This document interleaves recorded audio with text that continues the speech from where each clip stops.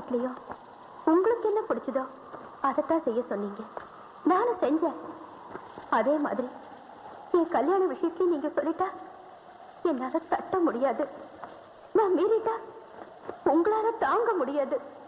உங்ககிட்ட குற்றவாளிகளுக்கு மட்டும் இல்ல, கூட பிறந்த எனக்கும் பயம் இருக்குன்னு. அதனாலதான் நான் சொல்லாமலே போறேன்.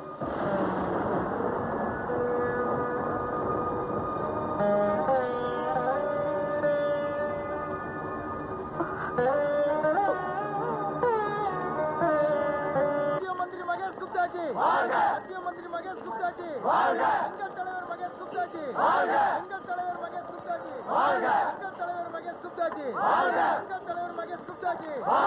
எல்லாருக்கும் வணக்கம். Thank you. எல்லாரும் நல்லா இருக்கீங்களா? நல்லா இருக்கோம் சார். ரொம்ப நாளைக்கு அப்புறம் தமிழ்நாடு வரீங்களே, ஹாப்பியா இருக்கீங்களா சார்? Very very happy. 3 வருஷம் நான் இங்க கவர்னர் ஆயிருந்தேன். அதனால தமிழ்நாடு ரொம்ப பிடிக்கும், தமிழ்நாடு மக்களை ரொம்ப பிடிக்கும். டெல்லி பிரஸ் மீட்ல பேசினப்போ தீவிரவாதத்தை அடியோடு ஒழிப்பேன்னு ஆவேசமா பேசிருக்கீங்களா சார்? எஸ், இந்தியா ஒரு ஜனநாயக நாடு, அமைதியான நாடு, ஆன்மீக நாடு. அதோட ஒற்றுமையும் வளர்ச்சியும் அழிக்கிறதுக்காக அந்நிய நாட்டுக்கார் பண்ற முயற்சியை முறியடிக்காம விட மாட்டேன். அந்த கடமை உங்களுக்கு இல்லையா?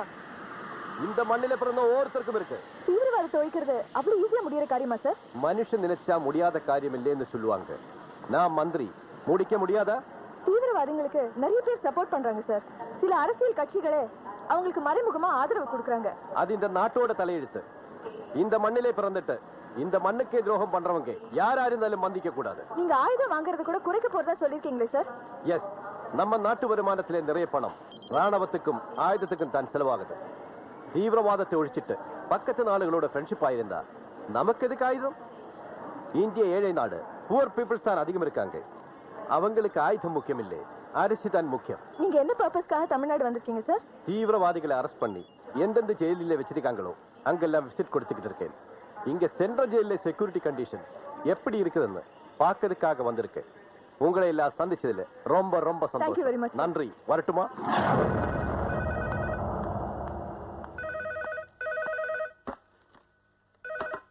Hello, Vanchinathan here. சார், ஒரு எமர்ஜென்சி மெசேஜ். மத்திய மந்திரி ஜெயில பார்வையிட போயிருந்தப்ப உள்ள இருந்த தீவிரவாதிங்க அவரை கடத்திட்டாங்க சார். வாட்? மந்திரியை கடத்திட்டாங்களா? ஆமா சார்.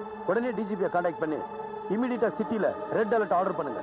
அவுட்டர் செக் போஸ்ட்டுக்கெல்லாம் இன்ஃபார்ம் பண்ணி அலர்ட்டா இருக்க சொல்லுங்க. நான் இப்பவே ஸ்பாட்டுக்கு வந்துடுறேன்.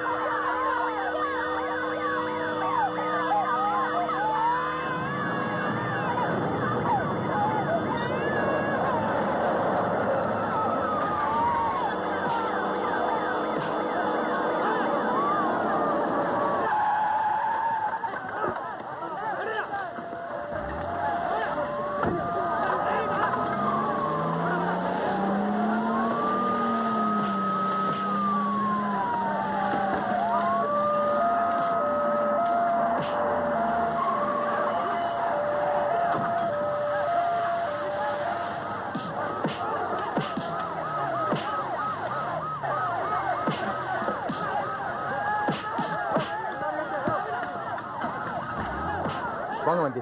மந்திரி ஒரு நேரம் பார்த்து உள்ள இருக்க 2 தாதாக்கள் கத்தி எடுத்து வெட்டிக்கிட்டானுங்க. 2 கோஷ்டி சேர்ந்த கைதிங்க லாக்கப் எல்லாம் உடைச்சு உள்ள இருக்க வெப்பன்ஸ் எல்லாம் எடுத்து ஒருத்தர் தாக்க ஆரம்பிச்சிட்டானுங்க. என்ன பண்றதுன்னு தெரியல. இந்த கலவரத்துல நீங்க அரெஸ்ட் பண்ண தீவிரவாதியும் மாயாவும் 5 கைதிகளும் சேர்ந்து மந்திரி கடத்திட்டு போயிட்டானுங்க. மாயாவுமா? ஆமா மஞ்சி. ஜெயிலுக்கு மந்திரி வர ப்ரோகிராம் எத்தனை மணிக்கு சார்? 3 மணிக்கு. இப்ப மணி 2 கூட ஆகல. அதுக்குள்ள எப்படி சார் மந்திரி இங்க வந்தாரு? அவட ப்ரோகிராம் டைம் ஏன் மாத்துறீங்க? மாத்தினதே மந்திரி தான். ஏன் சார் மாத்தினாரு? அது அவர் தான் கேட்கணும்.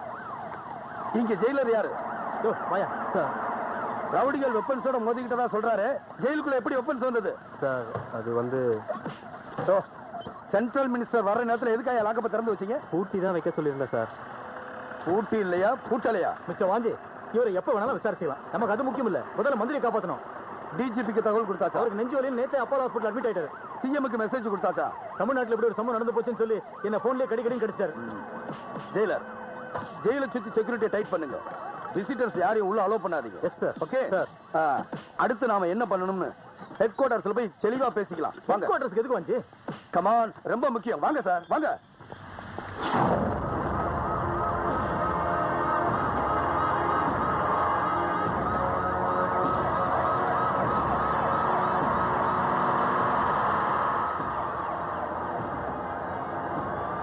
ஹலோ ஹலோ, சொல்லுங்க வாஞ்சி, I can hear you.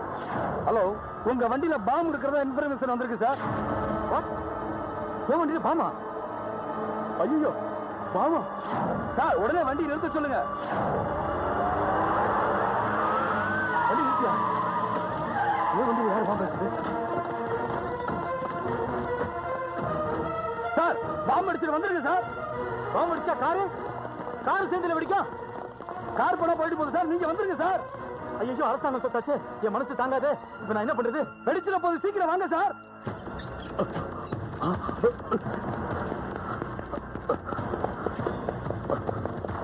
வாஞ்சி, வாய் தப்பிச்சு வர்றான். அவனை ஷூட் பண்ணுங்க. சுடுங்க. Don't shoot. Don't shoot. Don't shoot. அவனை ஏன் ஷூட் பண்ண வேணாம்னு சொன்னீங்க? வெளியில இருக்கிற கிரிமினல்ஸ் எவனா இருந்தாலும் அவன் எங்க போனாலும் நான் ஈஸியா கண்டுபிடிச்சிருக்கேன். ஆனா உன்ன மாதிரி டிபார்ட்மெண்ட்டுக்குள்ள இருக்கிற துரோகிங்களை கண்டுபிடிக்கிறதா ரொம்ப கஷ்டம் இல்லையா மிஸ்டர் வேணுகோபால்? தீவிரவாதியும் மாயாவும் சேர்ந்துதான் மந்திரியை கடத்தினதா சொன்னீங்களே, அந்த மாயா உங்க காருக்குள்ள எப்படி வந்தான்?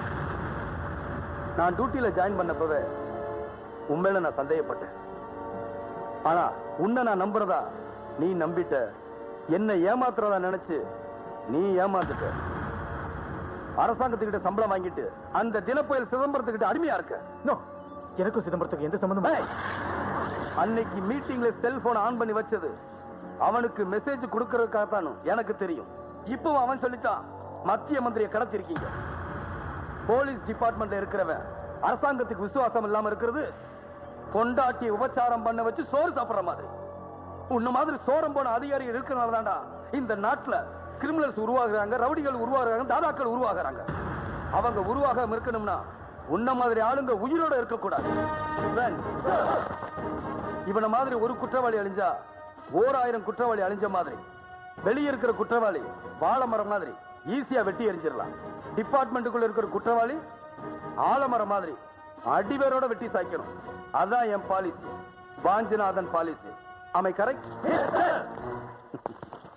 சார், இந்த முறை எனக்கு சான்ஸ் கொடுங்க சார். நான் சொல்றேன் சார். இவனை சுடுறதுக்கு சரியான காரணம் சொல்லிட்டா உங்களுக்கு தான் சான்ஸ். இவரோட கார்ல மறைஞ்சிருந்த மாயா இவரை சுட்டு கொன்னுட்டு தப்பிச்சு ஓடிச்சா சார். கரெக்டா சார்? கரெக்டா? Shoot him. No no no.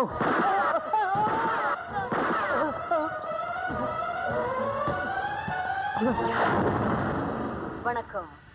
தலைப்புச் செய்திகள். மத்திய மந்திரியை கடத்திய தீவிரவாதிகள் நிபந்தனை, விரைந்து நடவடிக்கை எடுக்கும்படி பிரதமர் வேண்டுகோள். தீவிரவாதிகளால் மத்திய மந்திரி கடத்தப்பட்டதை தொடர்ந்து நாடு முழுவதும் பரபரப்பான சூழ்நிலை நிலவுகிறது. அவரது சொந்த மாநிலமான மகாராஷ்டிராவில் பெரும் கலவரம் வெடித்திருக்கிறது. கலவரத்தை அடக்க நடந்த துப்பாக்கிச் சூட்டில் 7 பேர் பலியாகி இருக்கிறார்கள். தமிழர்கள் வாழும் பகுதியில் பெரும் பதற்றம் காணப்படுகிறது. குஜராத், மகாராஷ்டிரா, மத்திய பிரதேசம், தமிழ்நாடு ஆகிய 4 மாநில சிறைகளில் அடைக்கப்பட்டிருக்கும் 41 தீவிரவாதிகளை விடுதலை செய்தால்தான் மத்திய மந்திரியை விடுவிப்போம் என்று தீவிரவாதிகள் நிபந்தனை விதித்திருக்கிறார்கள். என்ன முடிவு எடுப்பது என்பது குறித்து 4 மாநில முதல்வர்களும் நாளை சென்னையில் கூடி ஆலோசனை நடத்துகிறார்கள். இந்த கடத்தல் வேலைக்கு பின்னால் அந்நிய நாடுகளின் சதி இருக்கலாம் என்று சந்தேகிக்கப்படுகிறது. பாருங்க, இனிமே உங்க ஸ்டேட்ல இருந்து யாராவது மோஸ்ட் விவிஐபி வரதா இருந்தா எனக்கு உடனடியாக இன்ஃபார்ம் பண்ணுங்க. நான் அலர்ட்டா இருக்கேன். இந்த மாதிரி இன்னொரு இடியா பச்சுக்களை நான் மாட்டி விடாதீங்க. எங்களை விட நீங்க பரபரப்பா இருக்கீங்க சார். பேசி முடிவு எடுத்துட்டீங்களா சார்? எடுத்தாச்சு. So finally, what is the decision? देखिए, हमने आपके सीएम को सब कुछ बता दिया है. हमने इस समाचार की सारी जिम्मेदारी आपके सीएम को दे दी है. இத பாருங்க, அவங்க பத்திரிகைக்காரங்க. நான் தமிழ்ல பேசினாலே ஒண்ணு கிடக்க ஒண்ணு எழுதுவாங்க. நீங்க இந்தியில பேசுனீங்கன்னு வச்சுக்கோங்க, ஏடா கூடமா எழுதினா பிரச்சனையா போயிடும். அப்ப நீங்களே சொல்லுங்க சார். இப்போ எழுதிக்கங்க. மந்திரியை காப்பாத்துறதுக்காக தீவிரவாதிகளை விடுதலை பண்றதா முடிவு எடுத்திருக்கோம். அதுக்கு மத்திய அரசாங்கமும் அனுமதி கொடுத்திருக்காங்க. அப்போ கடத்தல் தீவிரவாதிகளுக்கு நீங்க பணிஞ்சிட்டீங்கன்னு சொல்லலாமா சார்? நாங்க பணிஞ்சிட்டோமா இல்ல பயந்துட்டோமாங்கிறது பிரச்சனை இல்ல. மக்கள் செல்வாக்கு இருக்கிற ஒரு மந்திரியை காப்பாற்ற வேண்டியது அரசாங்கத்தோட கடமை. கடத்தல்காரங்க யாராவது தூதர் அனுப்ப சொல்லிருக்காங்களா சார்? ஏன் நீங்க போறீங்களா? ஐயோ, அது ரொம்ப ரிஸ்கான விஷயம் சார். ரிஸ்கான விஷயம்னு சொல்லுவீங்க. அரசாங்கமா பார்த்து யாராவது ஒரு தூதுவர் அனுப்பிச்சா அவரை பத்தி உங்க பத்திரிகையில தாறுமாறா விமர்சனமும் பண்ணுவீங்க. தீவிரவாதிகளை விடுவிக்கிறது மட்டும் இல்லாம 50 கோடி ரூபாய் பணமும் கேட்டதா சொல்றாங்களே, அது உண்மையா சார்? அது உண்மை இல்ல, பொய்னு சொன்னா விட்டுறவா போறீங்க? அரசாங்கம் பணம் கொடுத்ததுன்னு எழுதத்தான் போறீங்க. எழுதுறதுதான் எழுதுறீங்க. 50 கோடின்னு எழுதாதீங்க, 100 கோடின்னு எழுதுங்க. அப்பதான் என் மார்க்கெட் கொஞ்சமாவது உயரும். ஒண்ணு மட்டும் சொல்றேன், ஒரு மந்திரியை காப்பாற்ற வேண்டிய பொறுப்பு அரசாங்கத்துக்கு மட்டுமல்ல, உங்கள மாதிரி மீடியாக்காரங்களுக்கு இருக்கு. அதிரடிப்படை அனுப்ப போறீங்களா சார்? சார், ஒரு இம்பார்ட்டன்ட் மெசேஜ். எந்த தீவிரவாதிகளையும் விடுதலை பண்ணக்கூடாதுன்னு கோர்ட்ல ஸ்டே வாங்கிட்டாங்களா? கோர்ட்ல ஸ்டே வாங்கிட்டாங்களா? யார் வாங்க? கல்யாணி ராஜசேகருங்கிற ஒரு லேடி சார்.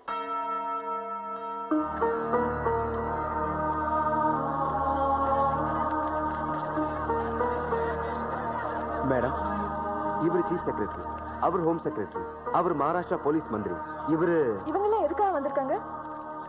அம்மா கேஸ் போட்டதுனால ஜெயில இருக்க தீவிரவாதிகளை விடக்கூடாதுன்னு கோர்ட்ல ஸ்டே கொடுத்தாங்க. அவங்கள விட்டா தான் சென்ட்ரல் மினிஸ்டரை விடுவோம்னு கடத்தினவங்க சொல்றாங்க. அதனால நான் கேஸ வாபஸ் வாங்கணும்னு கேட்க வந்திருக்கீங்க. Yes madam.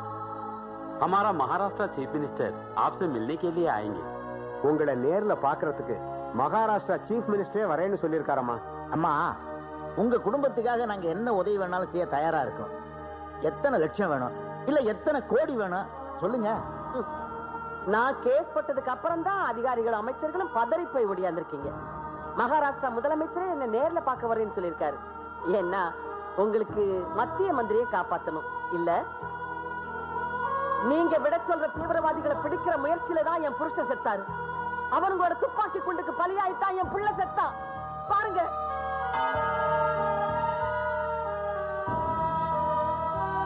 இவ செத்தவனோட பொண்டாட்டி. இவளுக்கு ஒரு வேலை கொடுங்கன்னு நடையா நடந்த வேலை கொடுக்கல. உன் புருஷன் பெரிய சாதனை பண்ணாருமான்னு சொல்லி இவளுக்கு வீரப்பதக்கம் கொடுத்தாங்க.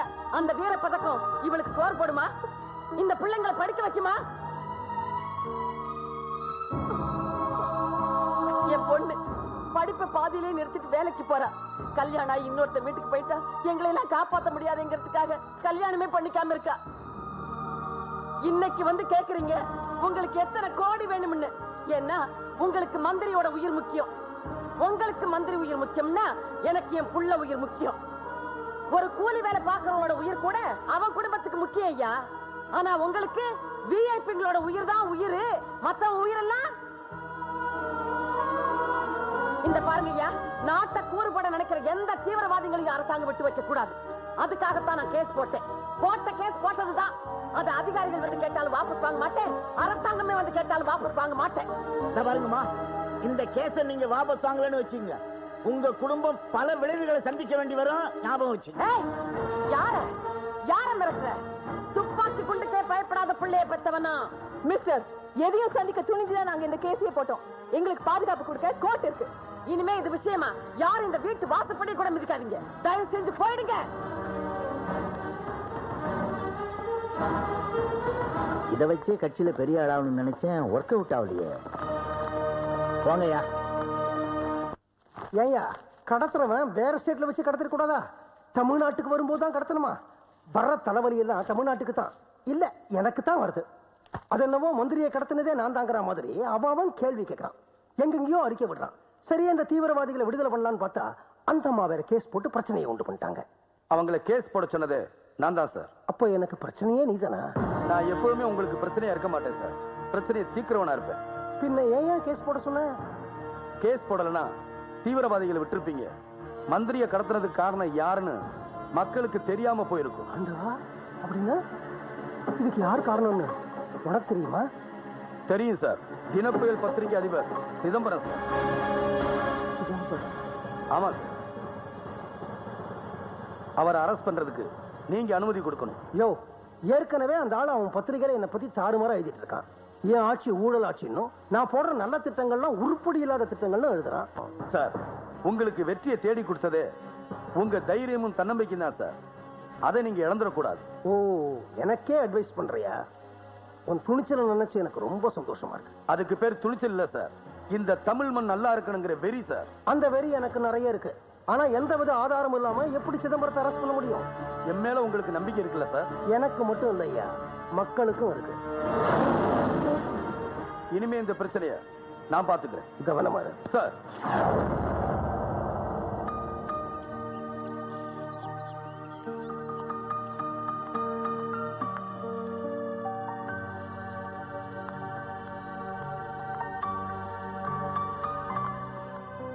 சாரு, இதெல்லாம் நீங்க ஏன் பண்றீங்க? நான் பண்ணிக்க மாட்டேனா? பத்திரிக்கை ஆபீஸ்க்கு போலனாலும் பரவாயில்ல, உன்னை பக்கத்துல இருந்தே பாத்துக்கணும்னு அண்ணனுடைய உத்தரவு. உங்களுக்கு என் மேல இருக்கிற அக்கறை விட என் வயிற்றுல இருக்கிற உங்க வாரிசு மேலதான் அக்கறை. சரிதா, வளகாப்புக்கு வந்த உங்க அண்ணனை அத்தனை பேருக்கு முன்னாடி அவமானப்படுத்தி அனுப்புனீங்க. உண்மையிலேயே அவர் மேல உனக்கு பாசம் இல்லையா? என் அண்ணன் மேல எனக்கு பாசம் இல்லைன்னு உங்ககிட்ட எத்தனை தடவை சொல்லிருக்கேன். ஆமா ஆமா, சாரதாவுக்கு அவ அண்ணன் மேல பாசமே கிடையாது. அதான் டைரியில எழுதி வச்சிருக்காள. தோ டைரிய படிக்கட்டுமா? அக்டோபர் 27 நான் கோயிலுக்கு போய் தெய்வத்தை கும்பிட்டு வீட்டுக்கு வரப்போ என்னை வளர்த்து ஆளாக்கின தெய்வம் காரை ஏறி போறத பார்த்து என் இதய துடிப்பே நின்னு போச்சு. அண்ணனை ஓடி போய் கட்டிப்பிடிச்சு கதறணும்னு மனசு தவிச்சது. என்னை கட்டுப்படுத்திக்கிட்டேன். நவம்பர் 22 என் மேல அண்ணனுக்கு இருக்கிற பாசத்தை வச்சு இவங்க தப்பிக்க நினைச்சுதான் வளைகாப்புக்கு வர வச்சாங்க. இவங்க திட்டம் தெரிஞ்சுதான் அண்ணன் அவமானப்படுத்துற மாதிரி நடிச்சேன். பாத்தியாடா பாசமலர, பாலூட்டி வளர்த்த கிளி, பழங்குடுத்து பார்த்த கிளி. சாரதா, டைரிய எழுதலாம், ஆனா அதை அடுத்தவன் கண்ணுல படுற மாதிரி வைக்க கூடாது. இட்ஸ் ஓகே, உன் பாசம் தான் எங்களை காப்பாத்த போகுது. விவரமா சொல்லுடா. இங்க பாரு சாரதா, உங்க அண்ணன் இங்க இருந்தா எங்க அண்ணனுக்கு எந்த நேரத்துல ஆபத்து வரும். அதனால அவர் வேலையை ராஜினாமா செஞ்சுட்டு இந்த ஊரை விட்டே போயிடணும். அத நீதான் அவர்கிட்ட போய் சொல்லணும். நானா? நான் போய் எப்படி என் அண்ணன் கிட்ட சொல்ல முடியும்? உங்க அண்ணன் உனக்கு எவ்வளவு முக்கியமோ அதே மாதிரிதான் எங்க அண்ணன் எனக்கு.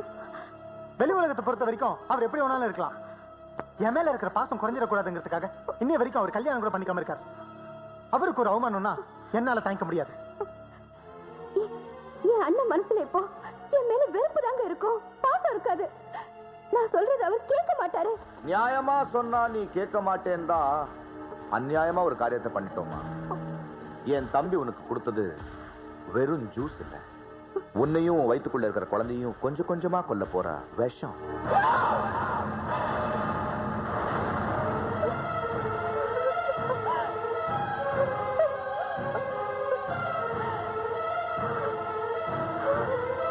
அந்த விஷயம் வேலை செய்ய 1 மணி நேரம் ஆகும். அதுக்குள்ள உன் அண்ணனை பார்த்து இந்த ஊரை விட்டு ஓடிட சொல்லு. உன் அண்ணன் சம்மதிச்சா உன்னையும் வயிற்றுக்குள்ள இருக்கிற குழந்தையும் காப்பாத்துறதுக்கு என்ன பண்ணணுமோ அதை நான் பண்றேன். தோ இப்ப மணி 7, 8க்குள்ள இது முடியும். இல்ல எல்லாமே முடிஞ்சிருமா? டேய் சிவா, தங்கச்சிய அண்ணங்கிட்ட கூட்டிட்டு போ. போலாமா?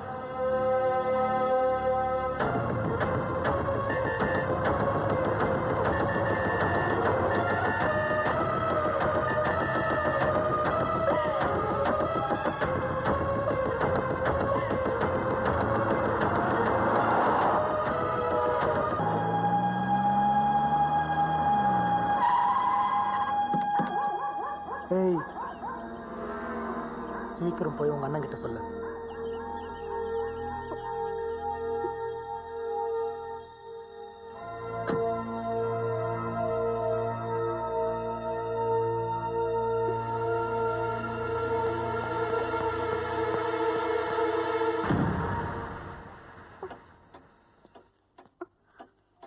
அண்ணே, என்ன மன்னிச்சிருந்தே. உன் மனசு ரொம்ப வேதனைப்படுத்திட்டேனே, உன்னை அவமானப்படுத்திட்டேனே.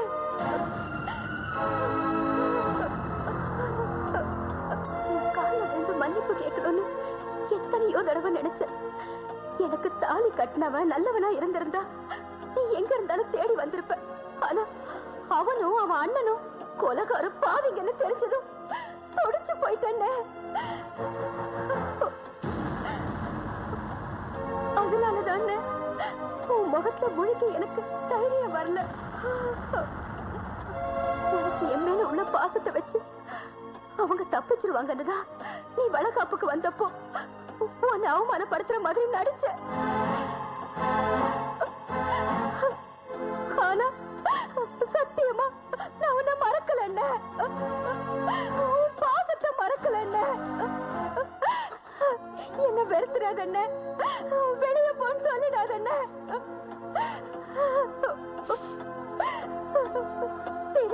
முகத்தை பார்க்க மாட்டியாண்ணே? இல்லம்மா, உன்னை நான் வெறுக்க மாட்டேம்மா. உன்னை வெறுக்கவும் முடியாதுமா. நீ என் நெஞ்சில என்னைக்குமே இருந்துகிட்டு இருக்கம்மா. உன்னை வளகாப்பல பார்த்தப்போ நீ தாயாக போறேன்னு நினைச்சு நான் எவ்வளவு சந்தோஷப்பட்டேன் தெரியுமா? உன் குழந்தை தூக்கி வச்சு கொஞ்சம் பாக்கியம் கிடைக்காம போயிருமோன்னு ரொம்ப துடிச்சிட்டம்மா. என் மேல உனக்கு கோபம் இல்லல்ல? இல்லம்மா. என் மேல உனக்கு வெறுப்பு இல்லல்ல? இல்லம்மா. சாரதா, அவர் என்னைக்குமே ஓ அண்ணன் தாம்மா.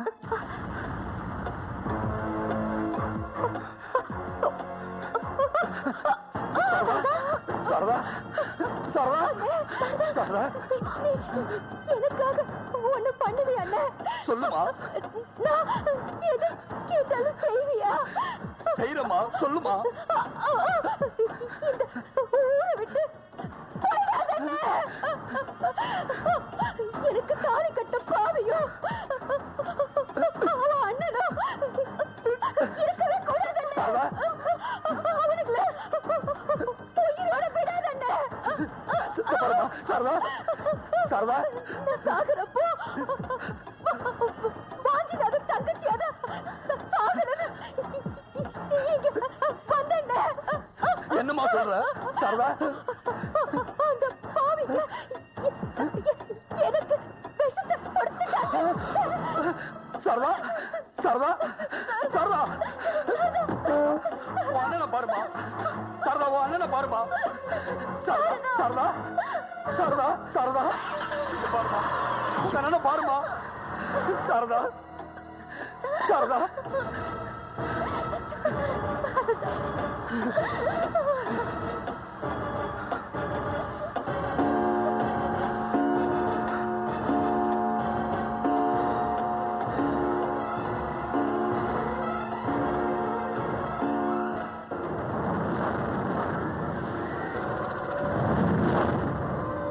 நீங்க ஏன் சார் கவலைப்படணும்? யாரை பார்த்து நீங்க பயப்படணும்? இந்த பாபுராவ் பட்டேல் இருக்க வரைக்கும் எத்தனை கொலை வேண்டாலும் பண்ணுங்க, எங்க வேணாலும் பாம்பு வைங்க. யோ, விவரம் தெரியாம பேசாதயா. என்ன பத்தி அத்தனை விவரங்களும் அவனுக்கு தெரியும். சிதம்பரம் சார், எந்தெந்த விஐபி என்னென்ன தப்பு பண்றாங்கன்னு இந்த நாட்டுல எல்லாருக்கும் தெரியும். நிரூபிக்கணும் சார். எவிடன்ஸ், எவிடன்ஸ் வேணும். எனக்கு எதை பத்தியும் கவலை இல்லையா. அவன் தங்கச்சியை விஷ வச்சு கொன்னது நான் தான், எனக்கு தெரிஞ்சு போச்சு. அதான் என் டென்ஷன். அவன் தங்கச்சி நீங்க கொலை பண்ணீங்களா? தற்கொலை பண்ணிக்கிட்டா சார்? யோ, என்ன சொல்ற நீ? தற்கொலையா? அப்படித்தானே நம்ம கோர்ட்ல சொல்லுவோம். உயிரோடு இருக்க சாட்சியை பார்த்தே நம்ம பயப்படுறது இல்ல. செத்தவளை பத்தி நமக்கு என்ன சார் கவலை? இல்லையா? அது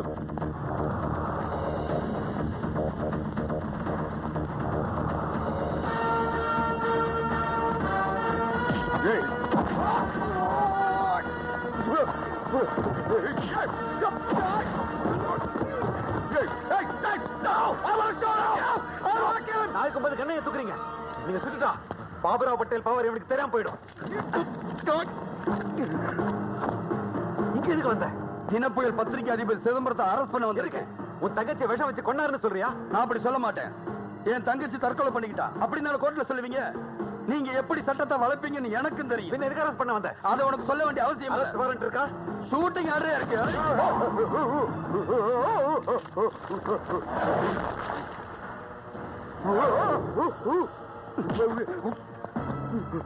ஷூட்டிங் ஆர்டருக்கு இருக்கிற பவர் சட்ட மேதை பாபுராவ் பட்டேலுக்கு தெரியும்ல.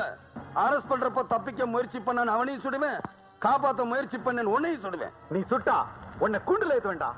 நீ செத்தா கோர்ட்டுக்கே வர முடியாதுடா. பாடா. எந்த ஆதாரத்தை வச்சு நான் அரெஸ்ட் பண்றேன்? சொல்றேன், போடா.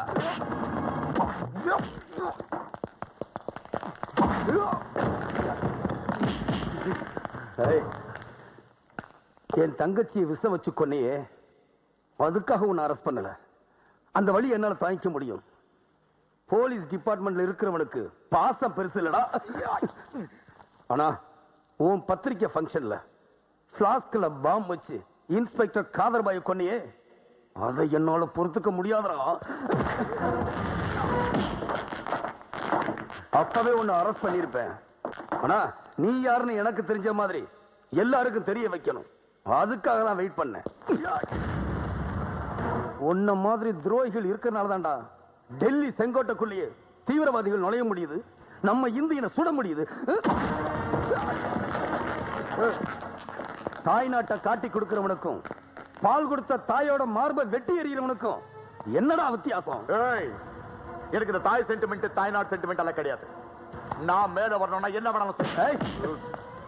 அதனாலதான் சென்ட்ரல் ஜெயில கலவரத்தை உண்டாக்கி மத்திய மந்திரியை கடத்தினியா?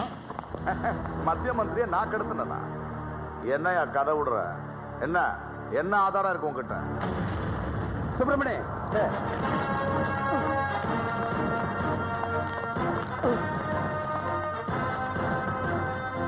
தினப்புயல் மத்திய மந்திரியை நீதான் கடத்தினேன்னு நீயே வாக்குமூலம் கொடுத்ததா ஓம் பத்திரிகையிலே வந்திருக்கு.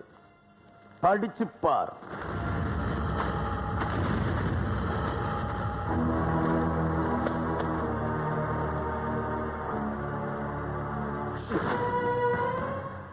இது எப்படி பிரிண்ட் ஆச்சுன்னு பாக்குறியா? நீ முக்கியம்னு உன் தம்பி என் தங்கச்சிக்கு விஷம் கொடுத்தான். அவன் உயிர் முக்கியம்னு எங்க மிரட்டலுக்கு பயந்து பிரிண்ட் பண்ணிட்டான்.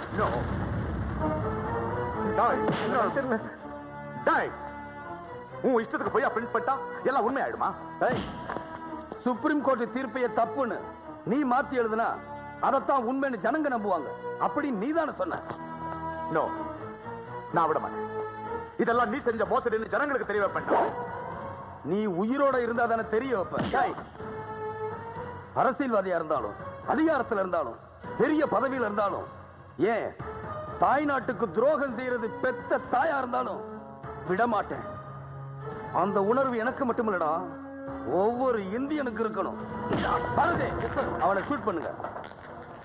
மனைவிக்கு விஷம் வச்சு கொன்னுட்டாங்கிற ஆத்திரத்துல அண்ணனையே தம்பி சுட்டு கொன்னுட்டான் அப்படின்னு கம்ப்ளைண்ட் ரெக்கார்ட் பண்ணி இந்த கொலகார நாயை தூக்கி உள்ள போடுங்க. Yes sir.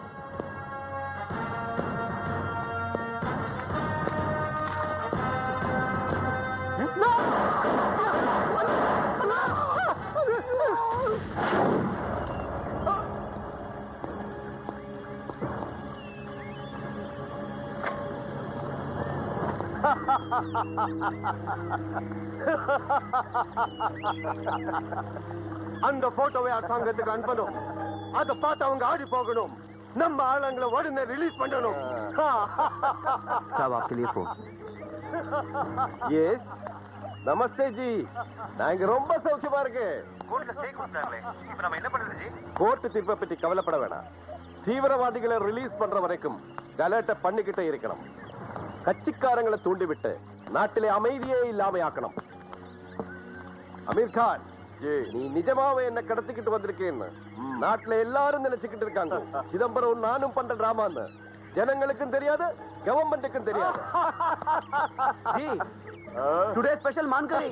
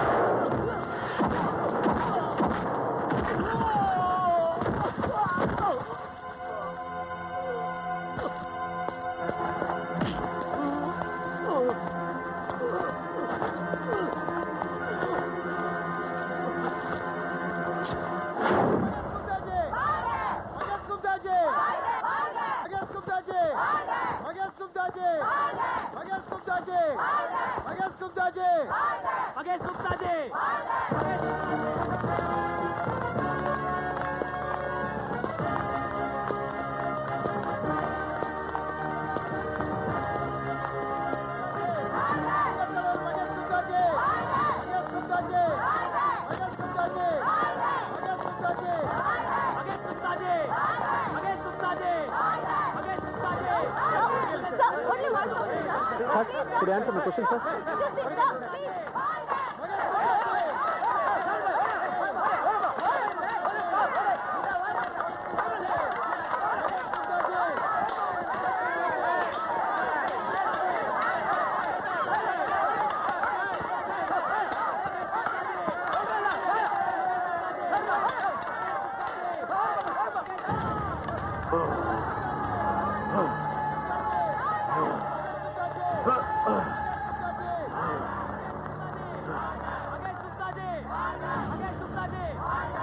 இந்த கடத்தல் சம்பவத்தை பத்தி நீங்க என்ன நினைக்கிறீங்க சார்? என்ன நடந்ததுங்கிற உண்மை மக்களுக்கு தெரியணும் சார். மக்களுக்கு உண்மை தெரியணும்னா மந்திரி பேசக்கூடாது. அப்ப நீங்க பேசுங்க.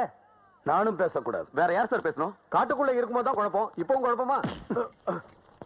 இவரை ஏன் கடத்தின? இப்போ சொல்லு, இவரை கடத்த சொன்னது யாரு? அவன் என்ன பெரிய தலைவனா? அவனை ஏன் பேச சொல்றேன்? Sorry sir.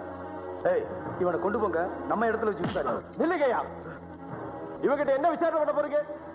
இந்த மாதிரி தீவிரவாதிகளை சுட்டு கொல்லலாம். என்ன சார் சொல்றீங்க? இவனை உள்ள வைக்கணும், அதான் சார் சட்டம். இவனை மறுபடியும் உள்ள வச்சா என்ன நடக்கும்? இவனை விடுதலை பண்ண சொல்லி இவனுடைய ஆளுங்கோ இன்னொரு விஐபியை கடத்திட்டு போவாங்க. அதுதானே நடக்க போகுது. அதனால நான் சொல்றேன், தீவிரவாதம் அழியணும் தான் தீவிரவாதிகளை உயிரோட விடக்கூடாது.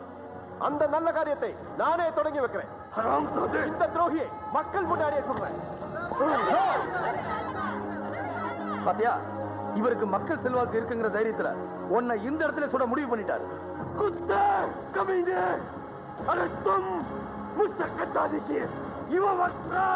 இவன் நல்லவன் இல்ல, இவன் தான் என்ற கருத்தை சொல்றான்.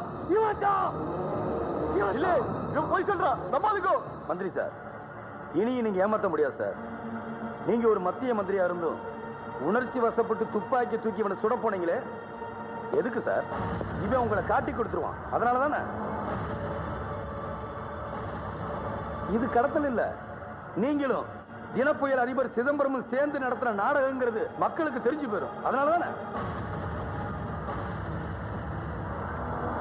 இவர் தைரியமா துப்பாக்கி தூக்குறாருன்னா அதுக்கு காரணம் நீங்க இவரை நல்லவர்னு நம்புறதுனாலதான்.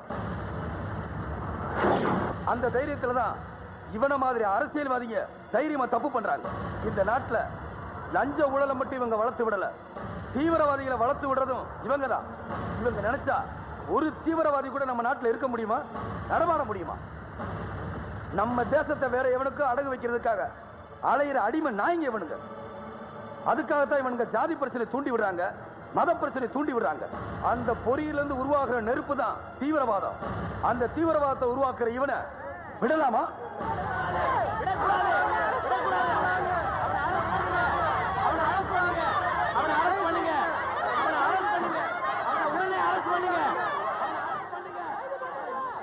இவனை அரெஸ்ட் பண்ணா மட்டும் இந்த நாட்டில் தீவிரவாதம் அழிஞ்சிருமா? கோர்ட்டு கொண்டு போனா நியாயமான தீர்ப்பு கிடைக்குமா? இவங்களுக்கு தண்டனை கிடைக்குமா? ஆதாரம் இல்லைன்னு ஊழல் பண்ண அரசியல்வாதிகள் வெளியே வந்துடுறாங்க, தேச துரோகிகள் விடுதலை ஆயிடுறாங்க. இதுக்கெல்லாம் காரணம் நீங்க தான்.